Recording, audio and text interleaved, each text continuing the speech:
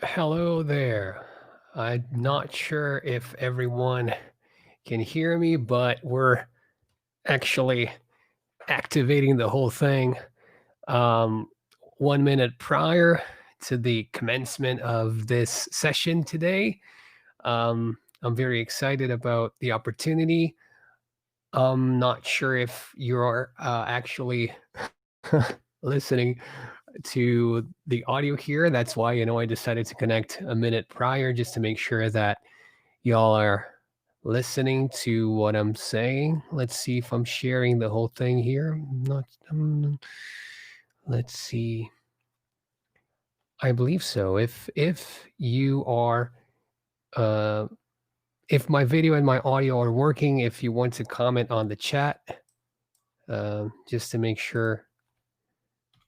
Hey, I'm typing in just to see if you can also just to let me know, and then we can start. I'm going to share my screen with you.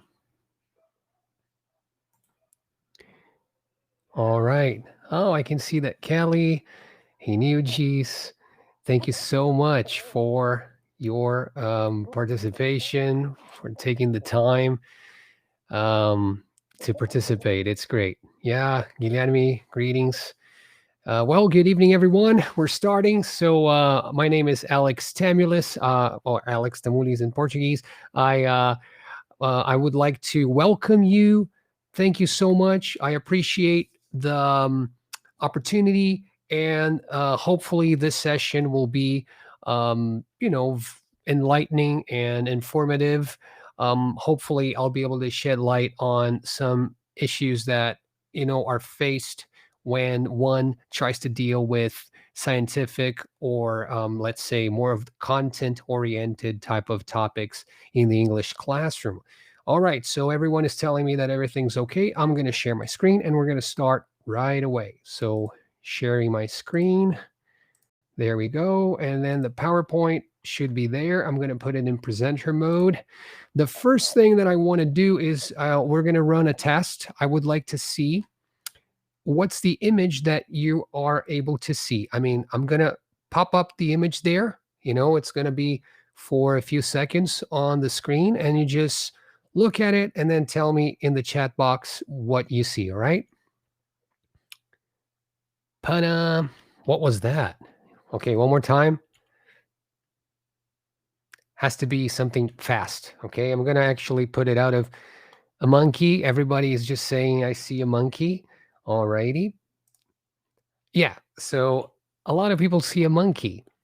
Okay. Well, hopefully, let's see if someone. All right, someone else saw a tiger.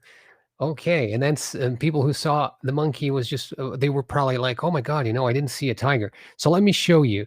Basically, some of you might have seen a monkey, and others might have seen a tiger. So as you can see, it depends on the focus. It depends if you treat the white part as figure and the black part as ground or background, right? Or the other way around, if you treat the black part as figure and the white part as ground. So it is basically a matter of perspective, all right? And why am I starting my talk with this view?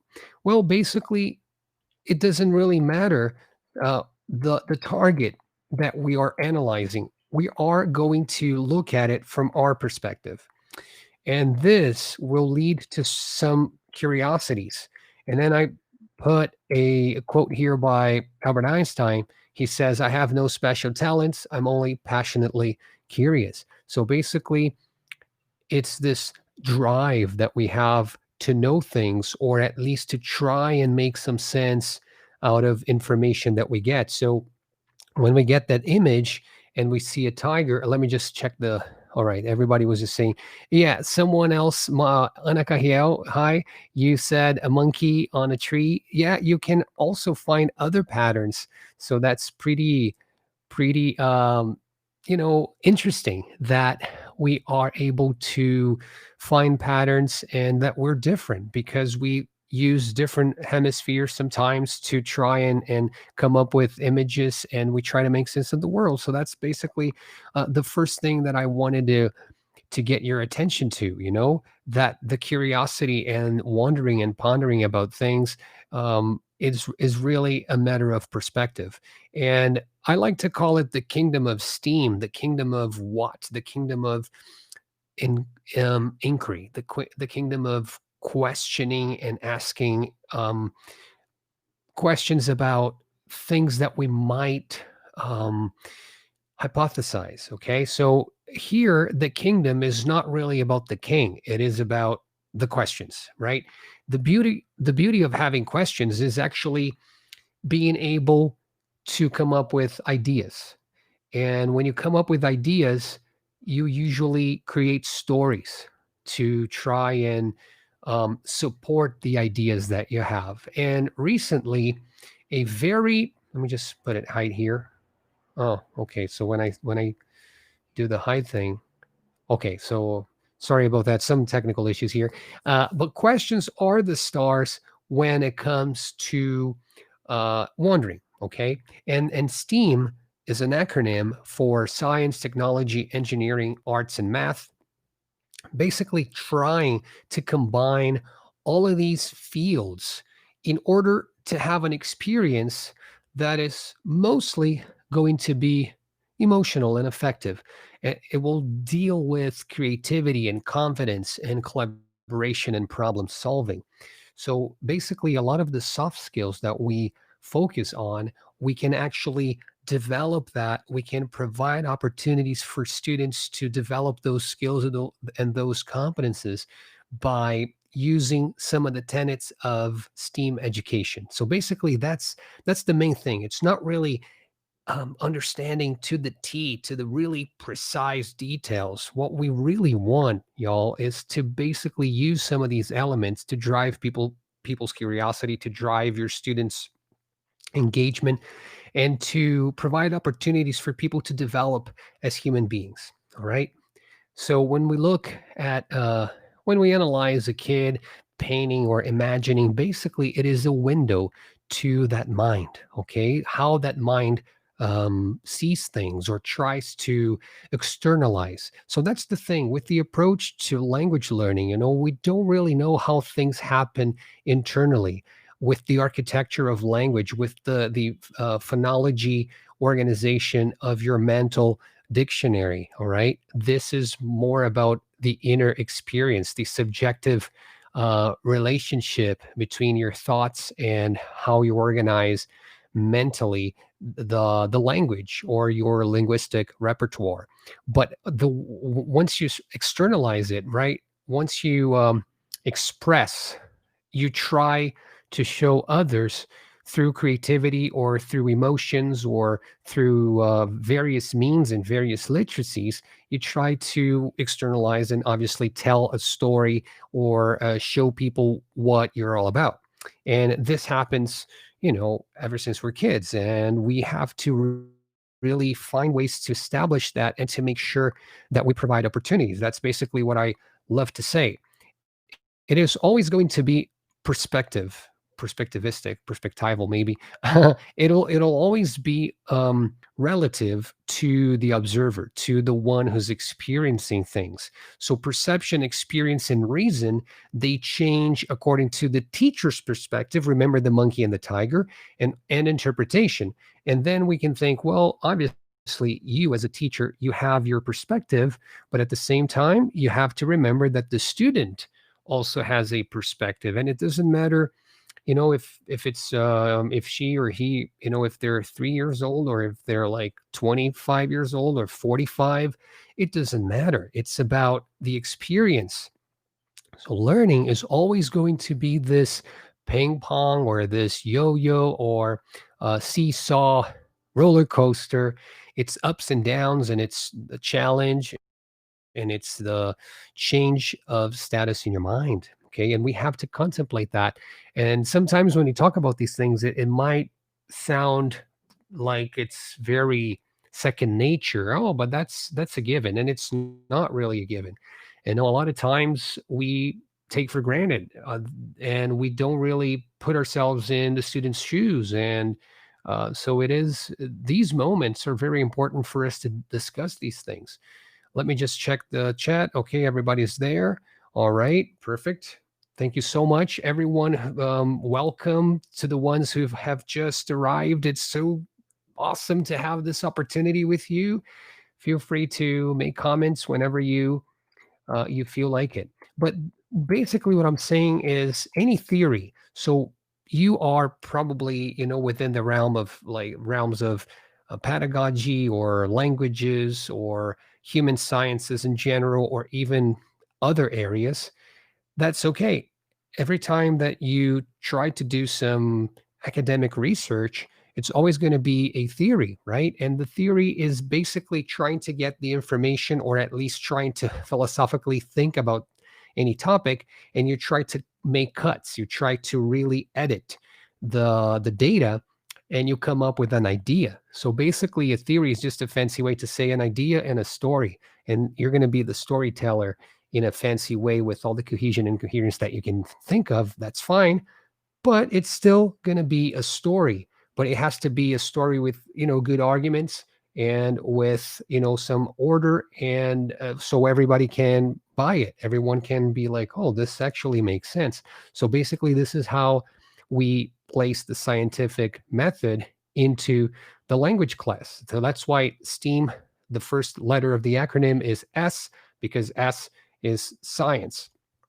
Okay, so when we talk about science, I know that this slide here has lots of info, but it's basically simple stuff. I mean, what I'm trying to convey here is that new ideas are always going to be, in a way, revolutionary. Okay, so if you are a novice teacher, or if you are in really entering the field of education now, and you have your own ideas, you're going to have to try and change established ideas. Okay, and this happens in any field. This will happen with science, like natural science, social science, education, you name it. Okay, so basically that's the meaning of the word revolution. That happened to Chomsky in the 50s, right? When, you had structuralism for the linguistic main theory, and then Chomsky came up with the syntactic theory, and it was a revolution because it was a completely different way, totally different way of approaching language, the architecture of language. So this happens with any field.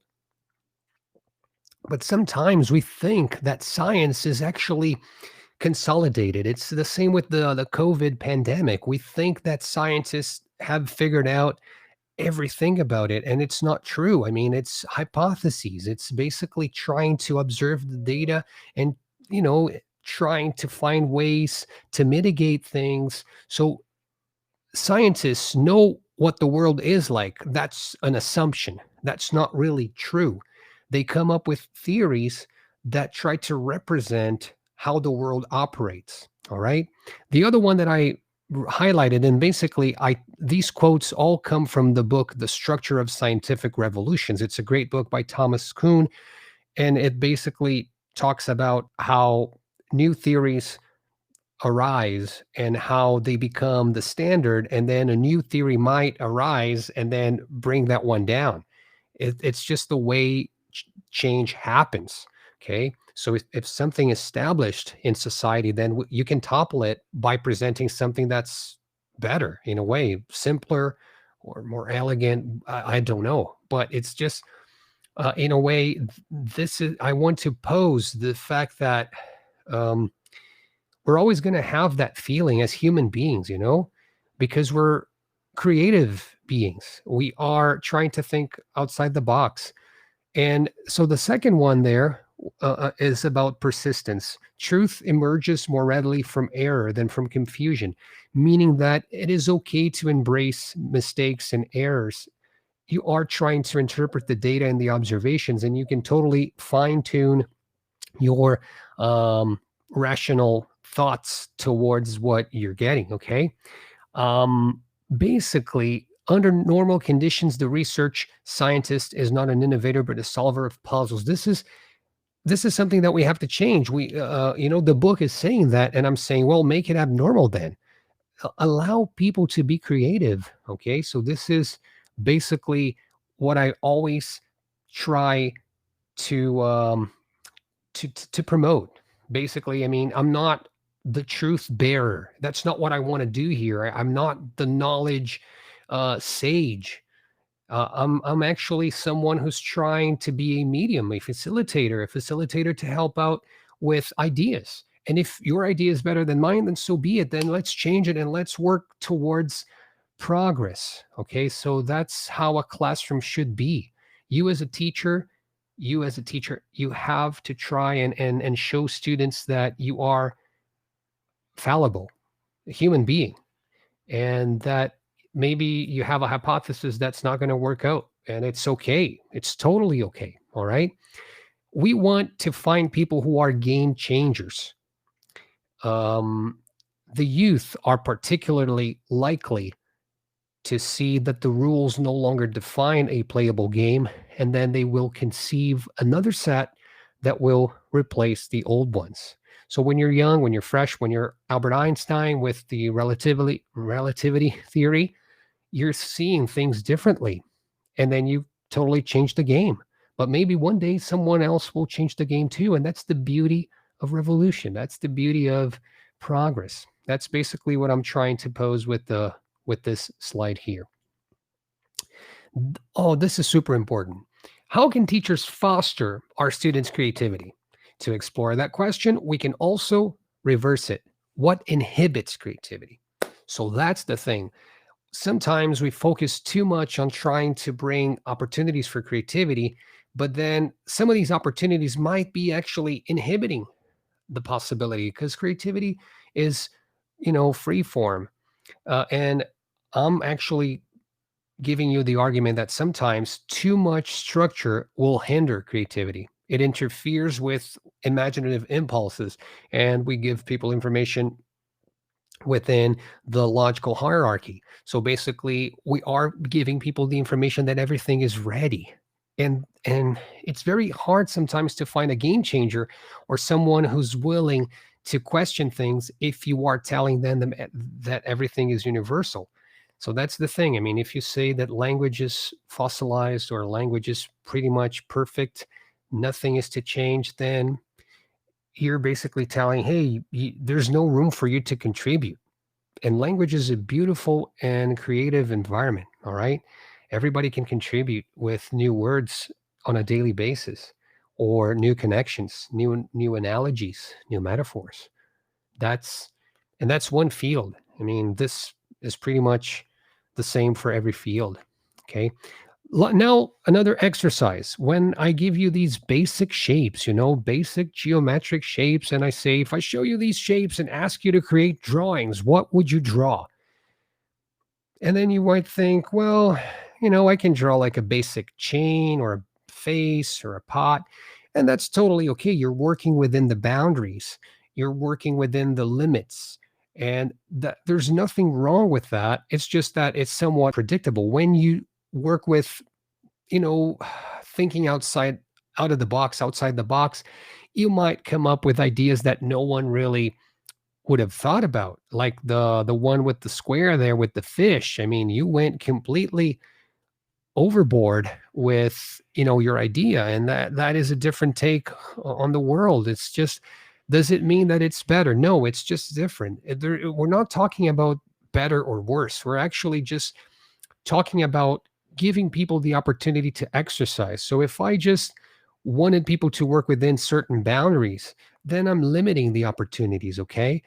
When I allow people to create, I let them express their feelings. And sometimes when you have 5-year-olds, it's easier sometimes for them to express their creativity as opposed to, let's say, a 12-year-old or a 15-year-old, where you have a teenager or a kid who's more, let's say, complacent, okay, used to the script in a way. So the script is this, you do this, it's about obedience and order. I'm okay with that. But we have to think that this is 21st century education. And in some ways, we could benefit from freer practice. And this is super duper freer practice here. You got circles, basically. That's it. That's the activity.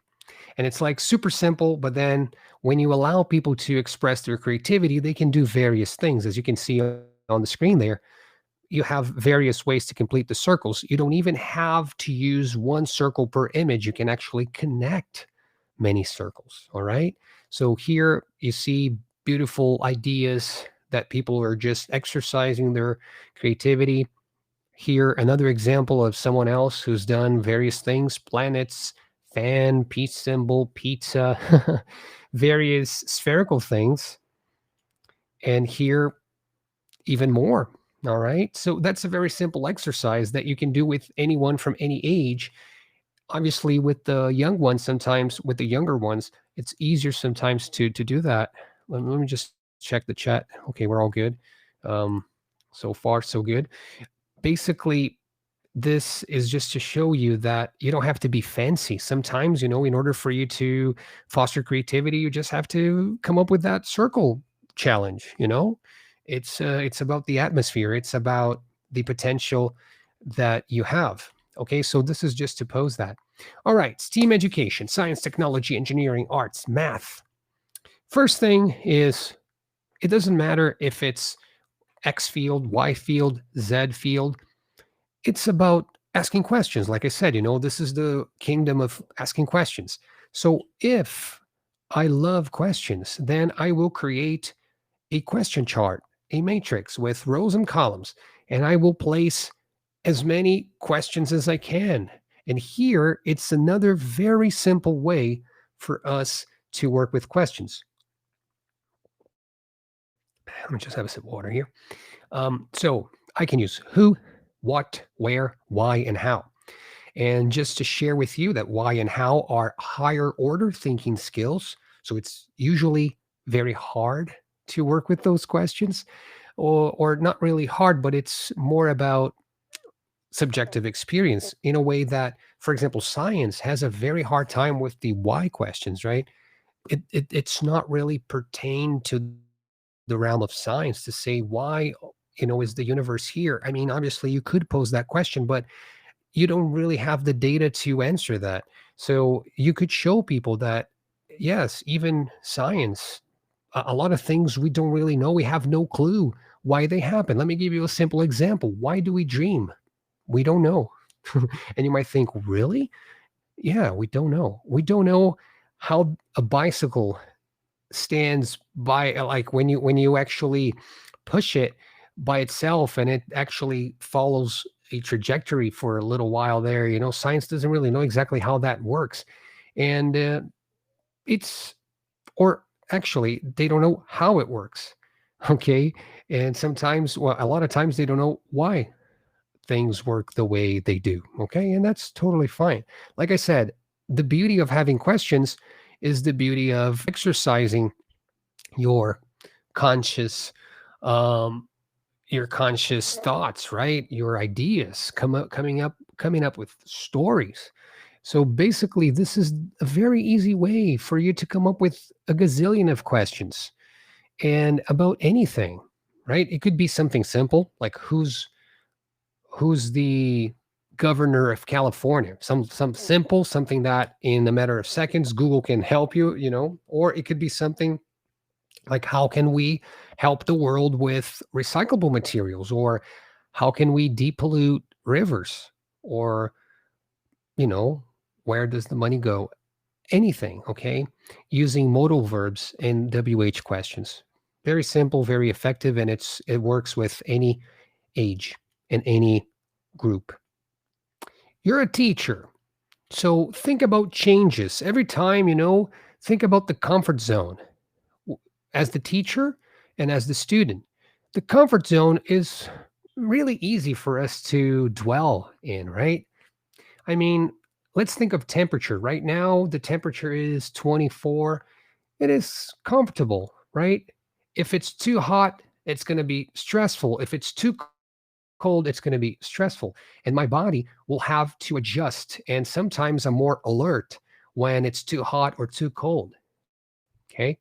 And then my body has to change, has to make changes. Either I have to sweat to keep living, or I have to shiver to keep living. So the body will adapt to stressful and harsh conditions. And the same goes with learning.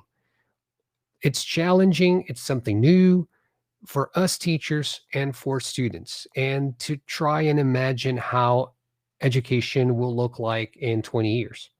But you are an agent of change, and the word agent is beautiful because it's related to action.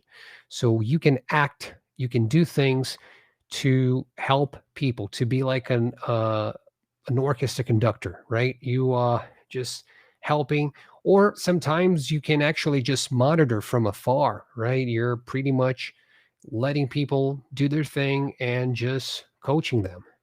That's the beauty. And then you ask me where, not where, how?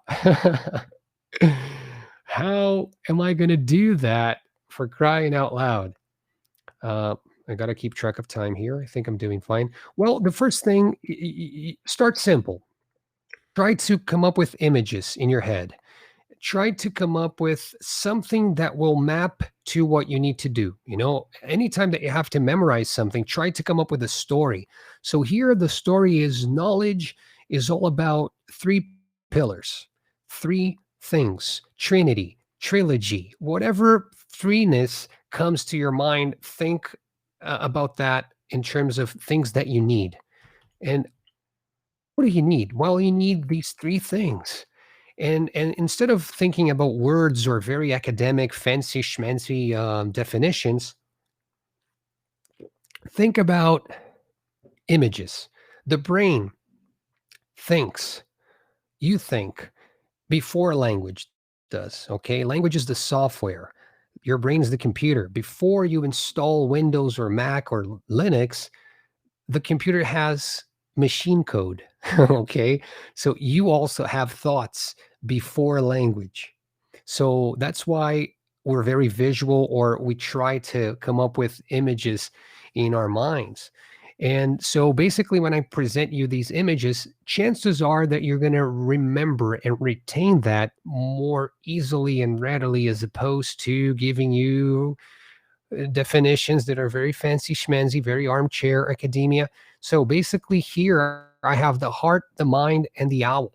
And I'm telling you that you need emotion, you need cognition, and you need education, the education system, right? The educational system. So you need a mixture, a composite, a Venn diagram, an intersection, to sound fancy, of affective, with an A, from affection, or pathos in Greek, right? The emotion.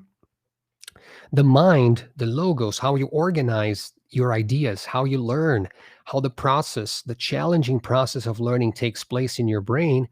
And a syllabus, a common core, um, a way to design an order for people to be exposed to these challenges. And then obviously adjusting, catering for their needs, looking for opportunities for people to shine, to try and find ways to tackle the individual needs.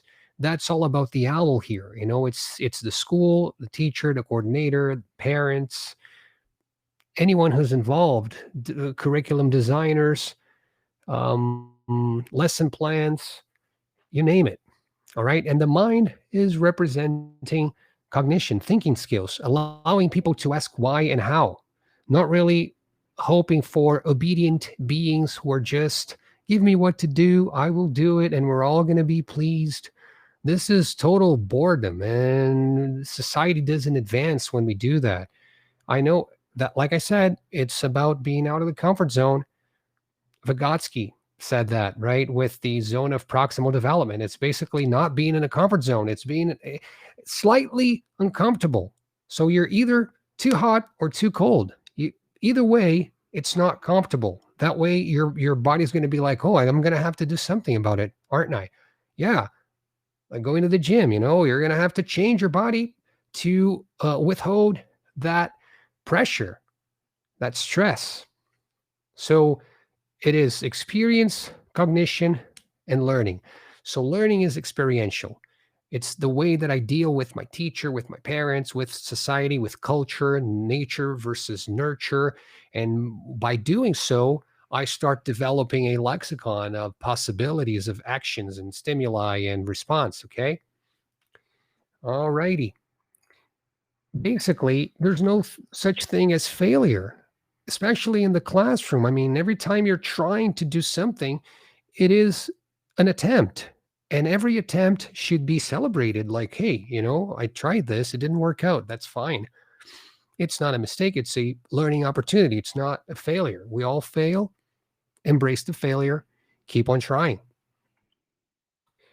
And no one does anything alone. We are very tribal beings. As teachers, we have to rely on other teachers, coordinators, principals, people from other companies. That's collaboration. When someone flies a plane and I'm there in the airplane, I got to trust and rely on the pilot. Okay. And that's the way we cooperate. We cooperate by trusting and by allowing others to contribute in various ways. And it's not different in education. And it's not about being the sage on the stage. It's about being the guide on the side. Really, it's really about being the coach, being the mentor, and that will help heaps. If you do that, you're already on the right track. Okay. All right. Let me just see where we are. I think we're doing good. Let's just quickly check. Yeah, some people saying, "Oh, okay, hey, you just thank you for the cue chart that you liked it. I'm so stoked that you liked it." And hello, Patricia Araújo from Recife, Yara from Minas, uh, Andrea. I will definitely share the files. I'm actually going to share my email, and then you can just email me with requests, and I will be more than happy to share the slides with you. All right. Okay, now we're actually delving into the STEAM aspect. I primed you to, start thinking about the way we approach a STEAM classroom, the way we approach the scientific way of thinking, then we can start tackling STEAM. So STEAM learning is inquiry. Basically, like I said, improvising, changing, fine tuning, and I wrote some points there. So, careers in STEAM related fields are all about solving real world problems. Why should STEAM classrooms be any different? If students can address real problems in their social and environmental context, they'll be able to make the connections between STEAM knowledge and their impacts on everyday life. So basically, we're trying to bring some of the real life aspects to the classroom. In Brazil, for many, many years, since the 50s, the classroom is a lot about the content, right? When we look at the curriculum from like subjects like math or biology, students have to study all the organelles of a cell, and then they have to study all the specific systems, and it's so content oriented. Sometimes we don't really allow hours for people to do things with the content. And they go to vestibulan and they just keep on. It's like content driven stuff. I'm not saying that it's wrong. I'm just saying that you don't really allow time for real world applications of that knowledge. Whereas with other curricula like the US, for example, you would have less content, but you would have more engineering fields. I mean, more real world applications. So that's why 21st century education is changing like that, eh? It's basically providing the opportunity for you to bring the company. When you work with your fellow colleagues, with employees, you are basically collaborating. You do X, the other guy does Y, the other girl does Z, and that's exactly what we want in the classroom. We want people to contribute and to brainstorm. So questions are driven by the learners. And it's okay if I don't know about that. So we can think maybe, okay, we got the curriculum here. We have to study, let's say, the water cycle. And then we can pose a question, why is the sky blue? Or why are certain rivers black and other brown rivers and other um, crystal like rivers or transparent and see through. I'm not sure what the exact term is, but why are rivers like that? It is a it is a question that I can try and find ways to tackle. You know, that's the beauty. Now I have a journey. I have point A and I have to reach point B. And the journey is actually the fun aspect, you know? It's every story has a moment where things change, right? It's that really it's that moment where the character starts to live the journey, to really experience whatever they're going to experience, you know. With the Iliad is when Helen of Troy decides to go with Paris, right? That moment when she says, "Yes, I'm going to go with you." That's when the story starts. That's if you know, if nothing happens, then you have total boredom, right? You have stale, flat line, flat, bland, whatever adjective you can come up with to show that nothing is changing. So it's always about peaks and valleys. Okay. So we have to have the questions, but only having questions won't really take me too far. I have to have a scientific method, or not really scientific method, but I got to have a method. I got to have some steps. A fancy way to say that these days is algorithm. Algorithm is just a fancy word to say a list of instructions.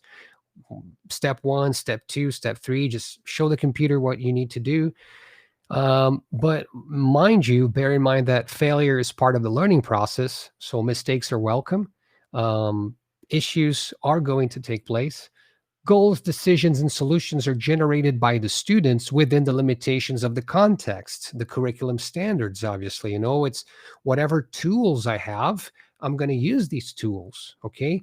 And the question is, are we looking for a real world solution? For example, let's say if they thought about the water fountain of the school and they thought, well, it's lukewarm water now, you know, I is there a way to make it cooler, to make it colder, you know, the water here, because we go to phys ed class and then we want to drink colder water. That could be a real world application. Or we want to have a tennis court here, and is there a way to build it, things like that, you know. It could be real world applicable, or it could be just theoretical, an exercise like philosophical exercise. Either way, STEAM is going to be good. Let me just give you an example. I've been talking and talking. Let me give you an example of a STEAM lesson. So, something very complex when you first start studying math is to deal with fractions, because fractions are total abstractions. You know, you look at a pizza and then you have to cut it in various ways, and for kids, sometimes, you know, it's hard. And it's even harder to know how to sum fractions, to add. How do you add a third to a fourth? To, you know, how do you add a third to an eighth?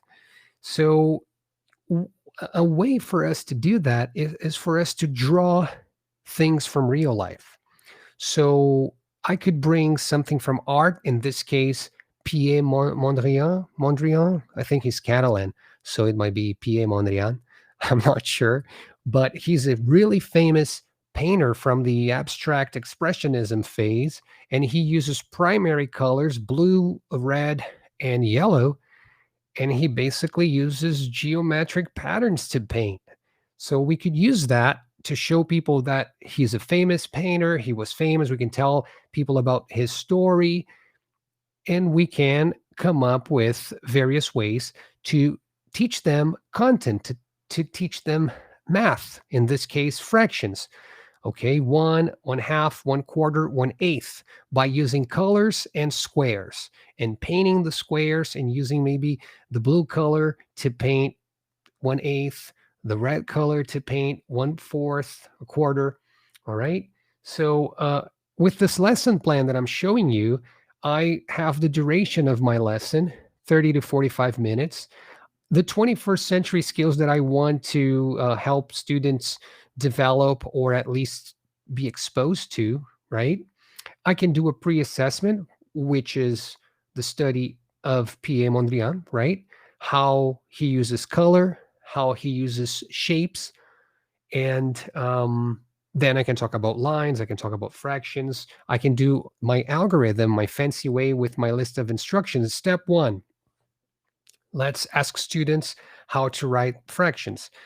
Okay, we do the numerator and then the denominator. This is not a math lesson, but basically, we would have the lesson plan and the steps in order to tackle the issue.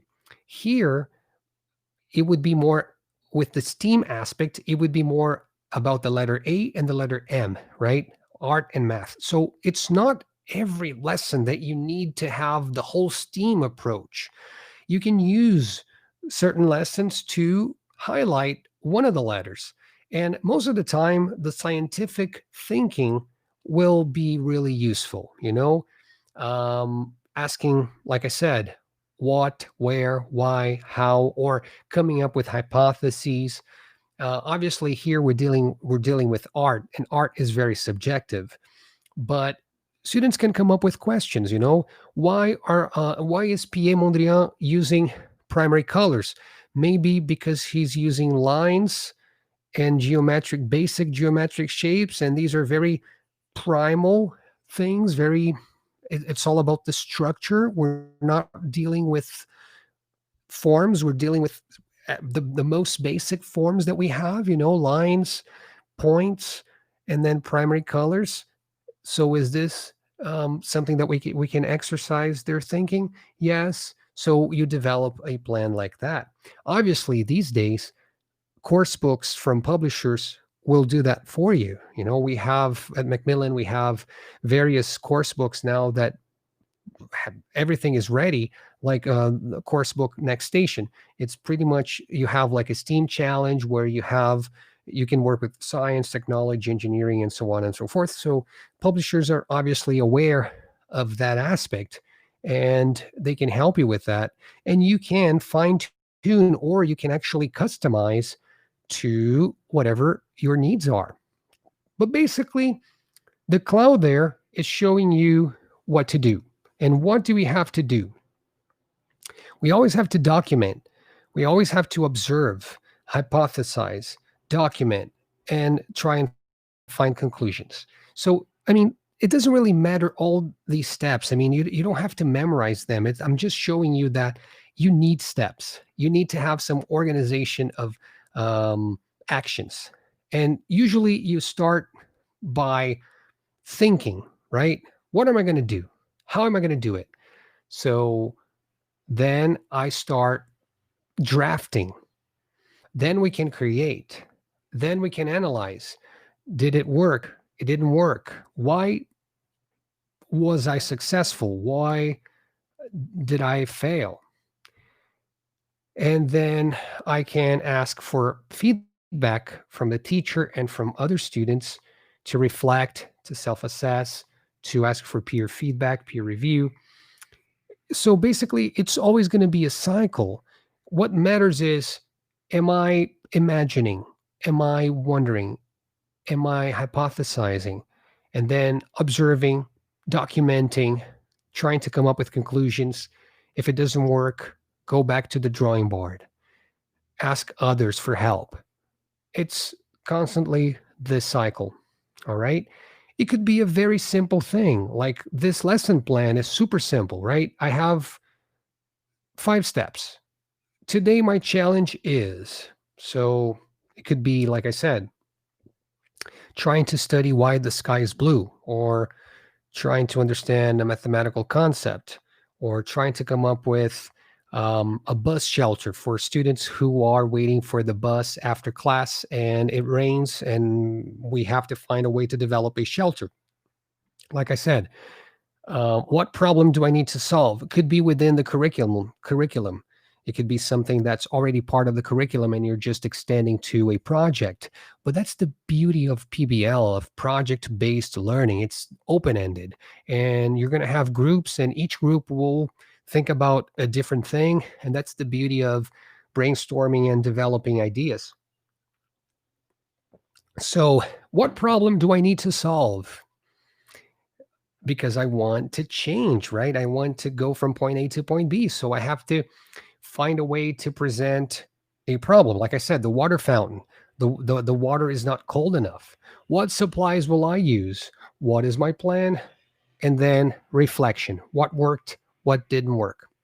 Simple as that.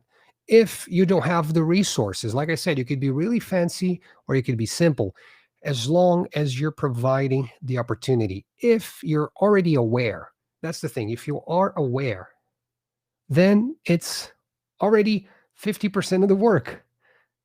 You show up with that awareness, students are going to benefit from that.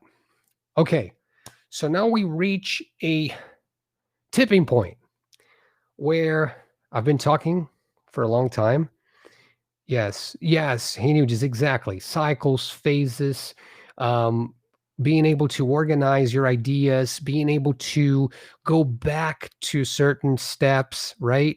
Remember what you wrote, like keeping a journal of investigation, observation. That's beautiful. Um, I'm just, yeah, that's beautiful. Thank you so much. I see lots of different comments here. Beautiful. So, I will every now and then go back to the chat.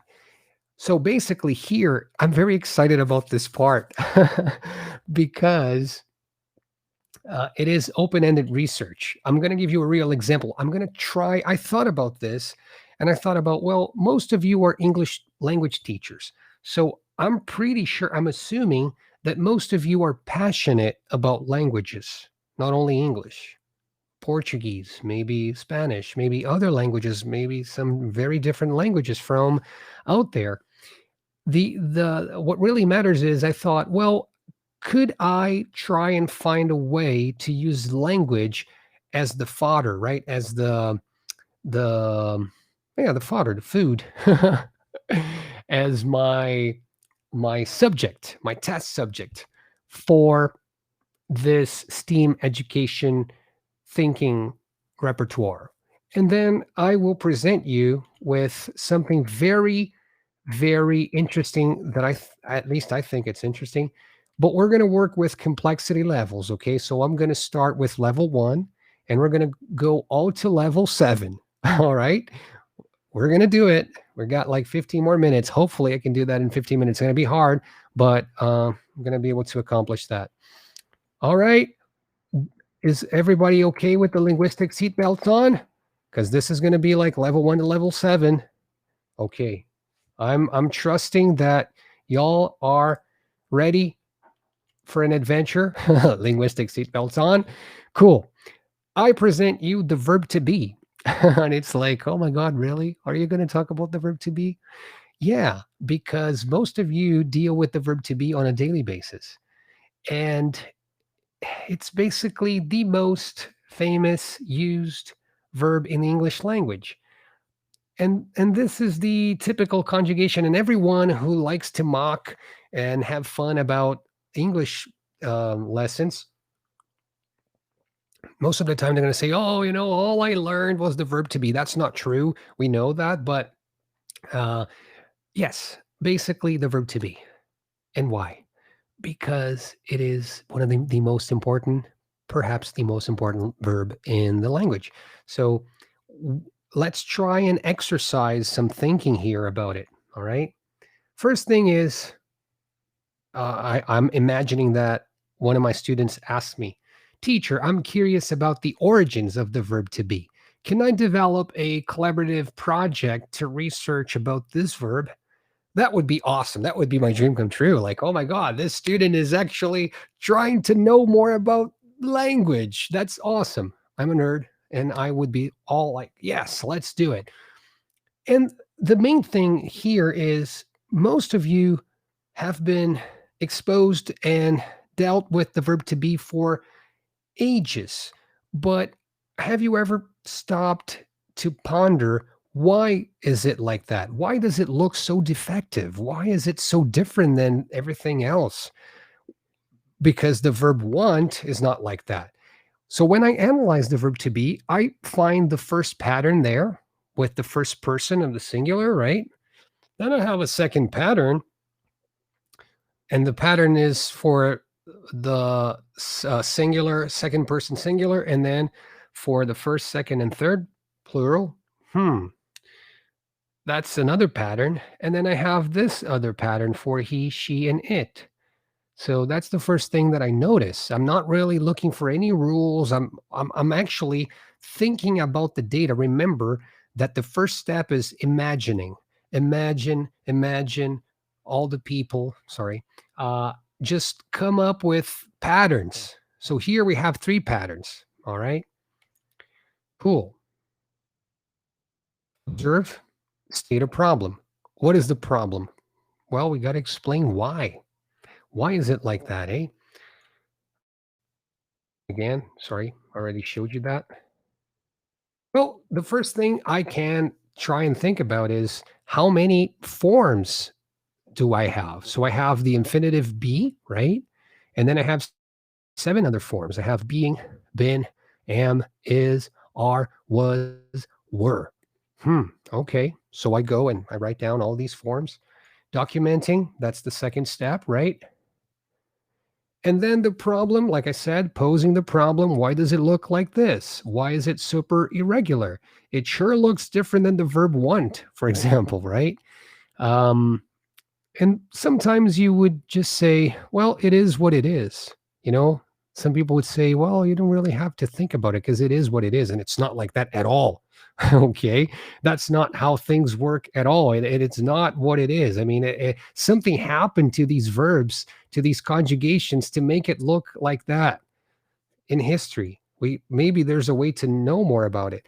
And in linguistics, the way to know more about it is to compare languages. So here, it's a more technical aspect. I don't have to do that in order to study the language, but I want to show you to give you more that's the thing. It's part of my argumentation that I'm going to show sister languages and I'm going to show you that the pattern happens in other places. So when we look at Swedish, don't forget about the verb have there. Just look at the verb to be. The verb to be in Swedish is vara. So as you can see, it already has that r aspect of the r from the verb to be. But when you look at it, it's all r. Whereas where you have the verb to be with various possibilities, well, at least 3 patterns that we counted, Swedish only has 1 pattern, which is odd for everything. So you have to say jag odd for I am, right? Do odd, han odd, hon odd, det odd, vi odd, ni odd, de odd. This is not a Swedish lesson. It's just to show you that the R pattern, or a fancy word to say, it's paradigm, just if you want to sound fancy. The model, paradigm is just model in Greek. The model is the same for every person. And in English is not like that, but it is the same for you, we, you, and they. Okay, so this is important. Why is that important? Because we might pose the first hypothesis here. The first hypothesis is, maybe there was this verb, vara, and some parts of England, you know, from the Vikings, from the Viking invasions, they started using that for the verb to be in a way. We're just posing ideas. Like I said, we're imagining. That's an exercise of thought. We can see that the odd pattern is part of a language that's very close to English. Now we're going to go to another language. We're going to go to Dutch, which is very close, maybe the closest language to English in terms of like Germanic roots. And then you have ik ben, jij bent, hij, zij, het. And sorry, the IJ is just A. Forget about the spelling, okay? Here's not a Dutch lesson. It's just to show you the pattern. And the pattern, as you can see, you have the third person pattern is right there, okay? And the other ones are different. But you notice that the be pattern for Dutch is the same as the infinitive for the first and the second person. So that shows you that Dutch kept that root from that verb be, whereas English lost that. So English could be considered more innovative or innovative in British to as opposed to Dutch, which conserved, or it could be a different verb, a different root. So that's the thing. We are hypothesizing here. It could be more than one verb contributing to the verb to be. Now let's look at another one. Oops, is it going? Now it's not going. Oh my God, what do I do now? Because now it just froze. Okay. My PowerPoint froze. Okay, 1 second. Yeah, yeah, I did the imagine thing. Sorry, I have to reopen my PowerPoint because it froze. But we're almost done here. But basically, like I said, I'm just showing you that something that you were very familiar with throughout your whole career. Maybe some of you know the story of the verb, but most of you might think, well, I actually never really thought about it. It's interesting. I've worked with the verb for quite some time and I really never really thought about it. So that's the time. That's exactly the opportunity for us to exercise that. So we're looked at Dutch. We noticed that it's got the B pattern. Now let's look at German. And German is the same as Dutch. It kept the B pattern for I and you, and it kept the is pattern for he and she, but then the R pattern is completely different. It's similar to Dutch. So as you can see, English got the R pattern from the Nordic languages, not from the Germanic language, not from German and Dutch. So this is beautiful already because you can see that English was influenced by Nordic roots as well, because the verb to be in English has that R. And if we look at Swedish, Danish, Norwegian, the R is there. Okay. So we start developing the hypotheses a little bit more. Okay. You can compare all three, but for our purposes here, basically, we already have some material to work with. Like I said, it looks like it comes from both Nordic and Germanic branches. Like I said, it doesn't have to get technical. This is just an illustration, just to bring something different. And when you research about it, you notice that you have various roots from these verbs, okay? And Old English, which was spoken in England around 900, 1000, uh, from 1066 all the way to the 1300s, that language was spoken there. But obviously, when the French invaded England, or when they conquered England with William the Great, from not the French, but the Normans, okay, the very northern area of France there by the British Channel. Uh, so basically, those guys conquered England for 300 years, and that changed the language. But before that, it was mostly the Vikings and the Anglo-Saxons, right? So as you can see, we have various roots. We don't have to worry about that.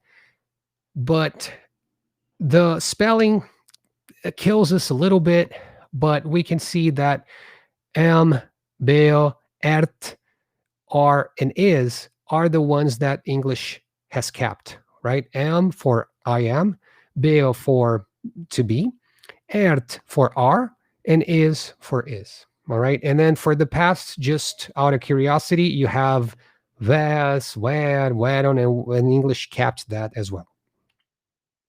Anyhow, most of these verbs and all these things that I've been talking about are actually in this Steven Pinker book. If you want to buy it, if you want to look up online, it's called Words and Rules. And basically, Steven Pinker has studied 146 verbs of the English language. So for people who love languages, it's a beautiful book that talks about, like, why is it sing, sang, sung? Why is it think, thought, fight, fought? Why is this verb regular? It's really, really fun stuff, for language nerds. Anyhow, just to tell you the story. Okay, we have many verbs contributing to the verb to be. One verb would be this old verb. I don't know how to pronounce it. When you have an asterisk like that, nobody knows how to pronounce it because it's a reconstructed verb. But we could say boo, boo, I don't know. That's the B root. From S, which is the same root as Portuguese, Italian, Latin, right? We also have, because it's the verb to exist, and so we share that with the Germanic roots. We got the forms is, okay, from er, like the odd from Swedish, from Danish, Norwegian. We got it. We got the R pattern. And as you can see, the meanings here are arise. The other meaning is exist. The other meaning is become. So as you can see, they had different verbs. And from wes, whatever, it means to dwell, to remain. The past forms took place. So ain't that beautiful? The most important verb in the English language is first, a collective creation, two, a social construction, and three, a collaboration. So that's super beautiful because it shows that nothing is consolidated. Nothing is. We cannot say that in English because in Portuguese we would say nada é, tudo está, right?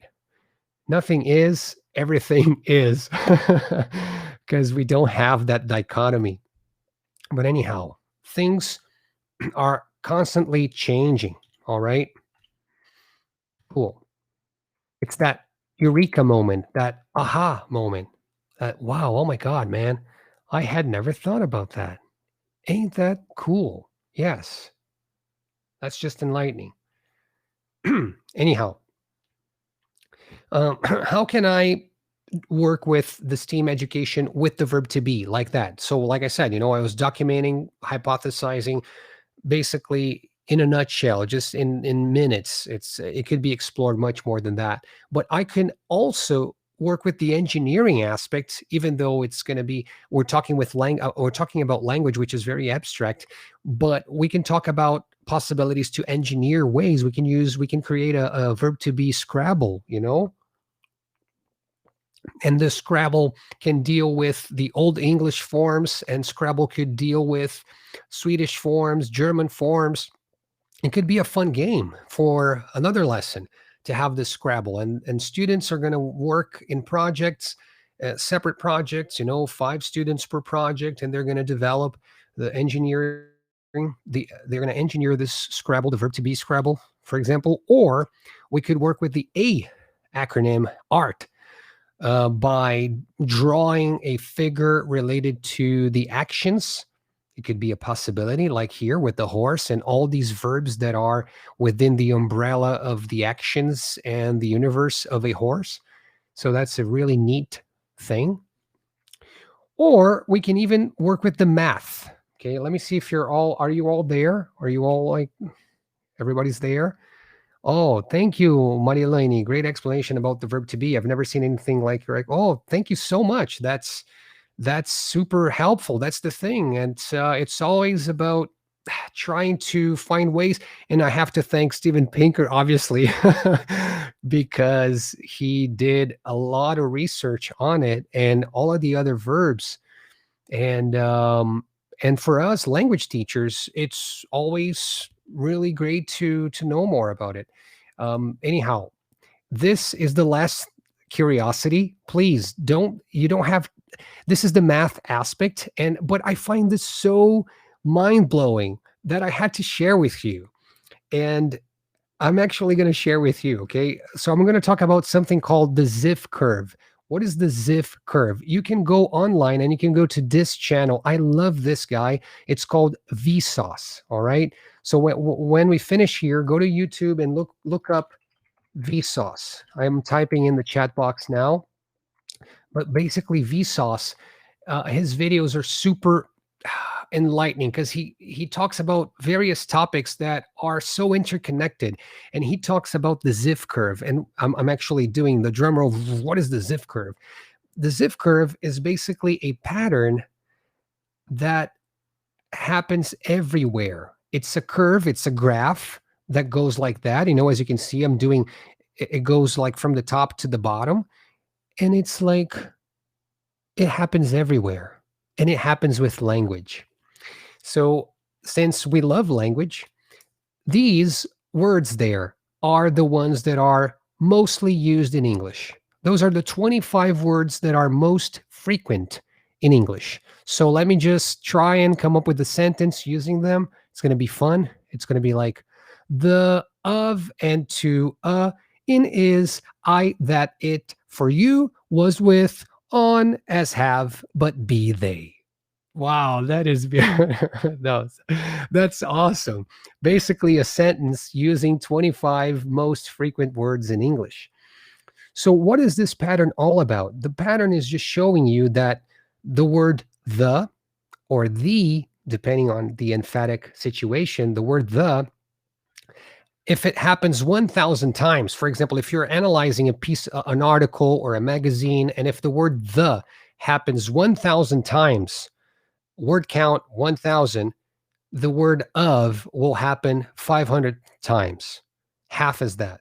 And the word and will happen 333 times. And the word to will happen 250 times. And the word all the way to the word, I'm just not the exact words. I'm just saying that the second most frequent word will happen half as much as the most frequent word. And this happens in every book, every article. When you do a word count, when you analyze the words, the frequency of words are going to follow the Ziff curve. And Ziff is just the last name of the research scientist who studied that.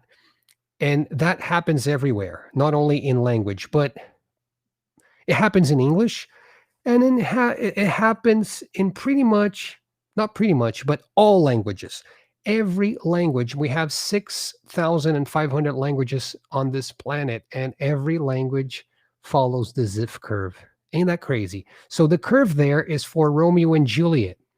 So you have the word and happening, and the word the, and then you analyze the curve of all the words, and it's called word rank, and the graph is a Ziff curve. Okay. Basically, we could do that with the verb to be. We could do that with various texts. The curve is going to be like that. So that's why I wanted to share with you that even with language, we can find ways to work with math as well. And we don't even have to work with that complex math. It could be something related to arithmetic, like I told you about the 8 verbs, the 8 forms of the English language verb. Sorry, the verb to be, the 8 forms. So we could work with fractions. I mean, so how many, what's the fraction to express the is pattern, right? 3/8 or 1/8 for the first person singular. It could be anything. It's just having the awareness that you can link fields and think about reasoning. It's not really about, oh, this is math or this is engineering, this is technology. No, it's just cross curricular.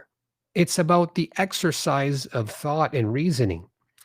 Okay, and just one more thing with the Ziff curve is beautiful, but something else that you could do with math here for the Ziff curve is to look at how words, when you pick a word, the second choice will be half of the possibility. So for example, let's say we have many words here, right? Wolf, wind. I decided to pick wolf. When I pick wolf, I decided to pick wolf. When I pick wolf, it's a weird word to say with a vowel. I have a smaller subset of possibilities, right? It could be gray, runs, bites, because I picked a noun. And I picked a noun that, it's an animal, then, I'll have to pick either a verb or an adjective, right? And then when I pick here, I picked a verb, my options will be even more restricted, okay? And this selection follows Ziff's law. So that's pretty impressive. I told you that you had to have your linguistic seatbelts on, all right? Because this is some really mathy examples. But anyhow, we finished. Keep calm because you've made it. You've made it to level 7. Congrats. Thank you so much. Let's look at the chat. Hopefully, no one's calling me crazy. Yeah, hey, Nugis, that's the thing. Corporate studies. If you like to study, um, using texts, yeah, corpus linguistics, right? This will definitely help you with statistics and with data for people to come up with interpretation. So, very good. And thank you so much. You've made it. Thank you for, um, you know, accepting this journey. Hopefully, like I said, I can share the slides. Let me just share this quick thought here. I facilitate thinking, I engage minds, I listen to questions, I encourage risk, I support struggle, I cultivate dreams, I learn every day, I teach. So, teaching is a larger set for all these things to facilitate, to engage, to listen, to encourage risk with the hypotheses, right? Anyhow, Instagram, if you want to add me on Instagram, Tamulis at Tamulis, that's my last name. Feel free to add me there.